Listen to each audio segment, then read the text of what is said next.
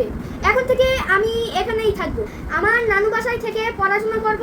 আমার বাসা থেকে আসা সত্য একটা ভিডিও দেখি, অনেক A মজা few করব। moments later. গাইস, আমার থেকে বিদায় নেব। আমু কান্না না কর। বিদায় শুনে আমু হেসে হেসে কুটি কুটি হয়ে গেছে। আমুকে বললাম, আমু এত কান্না করো। আমু একটুও কাঁদলো না।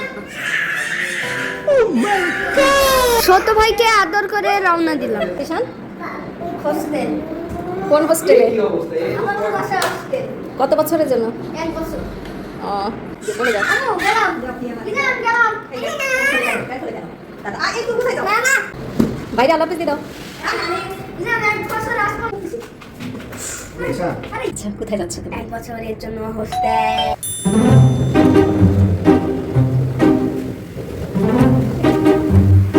নাও, এখন থেকে ওই বাসায় থাকবে।